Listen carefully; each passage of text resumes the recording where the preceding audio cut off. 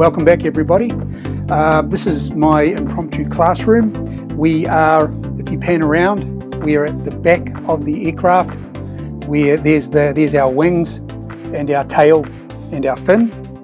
But if we could pan around to here, I want to show you part of the evolution of being very careful about understanding what you're pulling apart, what you're saving, where things go. This part here was not survivable, but it was on the hinge of our port wing which we've built. And when I turn around, I see a little rectangle that's been doped over. All right, now what I think's happened is there's been repairs over the years, and it once had a little inspection per plastic window. So that tells me, because I've only found one, that I think this piece of material with all of its information that's been cut off very carefully by the guys that pulled it out of the bush with that little inspection, I think this comes from the starboard side.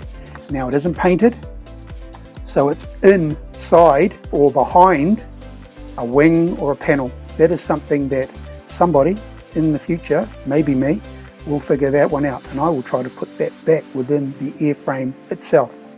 So there you go, there's part of the archaeology of what I am trying to attempt to do. So I'm going to put that down here. This bag of material came with the aircraft, and it gives me a lot of information as well. You can see this is one of the ribs, well, it's actually one of the ends towards the leading edge, and it shows me how they don't only just fabric like this.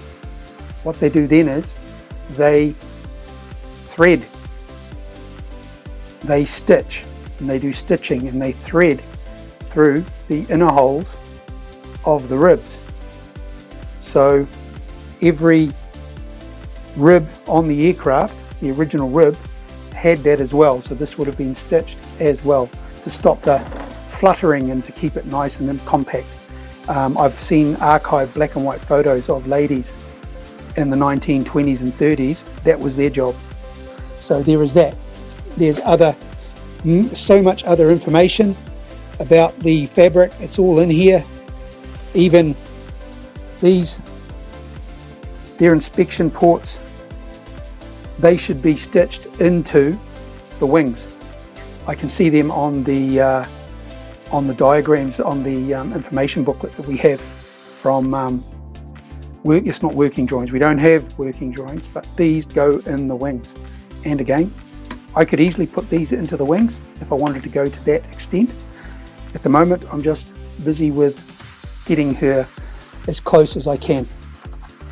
If I pulled brand new fabric onto it, put brand new fabric, and I pulled one of the control surfaces or one of the control attachments off it, this is for where they have wires going up and down and they can pull on a hinge. There's an original piece of material that was on there, so I carefully took these off with the material, I fabriced, and then I put the material back on under, because it is part of the original aeroplane. It survives. You don't throw it away, you don't do anything else but put it back on. That's more important than that in my mind. Okay, what we have in this room,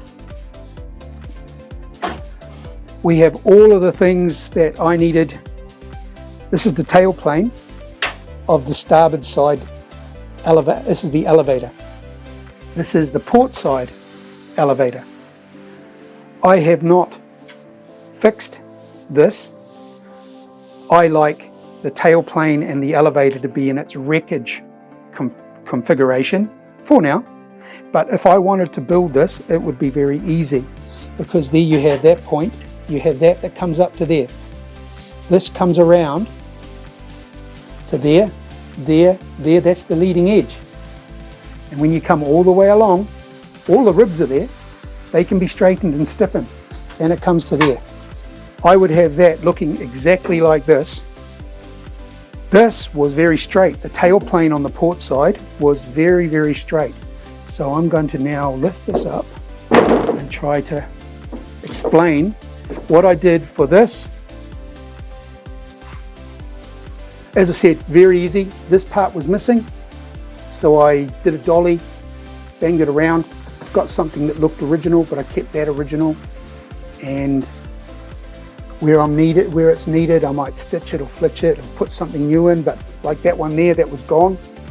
But I kept the original. I didn't do a brand new one and throw the old one out. That is never, you never do that. I would say that to any museum or person that's going to do that, not to non-flying, don't do that. There's the fabric underneath the control hinge. All good fun. And this is the same as what I did with the aileron before. You just wrap it around, cut between the ribs, glue into there. I just did a reinforcing plate of zigzag material, and then you dope it. So I'm going to put this down. Just to finish things off, I'm going to show you. This is the pair of scissors that you can buy. I mean, people know what they are. There's the scissors. And when you cut a piece of material, there's a zigzag. Just playing with fun tools. There's the tautening dope aircraft finish. You do probably five coats, let it dry, do another one, let it dry, do another one, and the whole thing goes taut. I've used ADOS. I tried a couple other glues, but I found ADOS isn't affected by the dope. So ADOS works. It doesn't thin out and then let go. It works fine.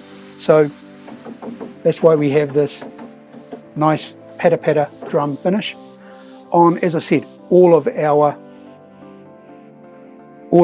upper or outside surfaces. If we can pan around to here, my fin. This is another. I'll do another show just on the fin and the rudder. But as you can see, I've flipped in, but I've kept the original where I can. All the information was there. I actually built a whole fin and then cut out the new stuff where the old stuff could fit, and it came out beautiful. But when you look on this side,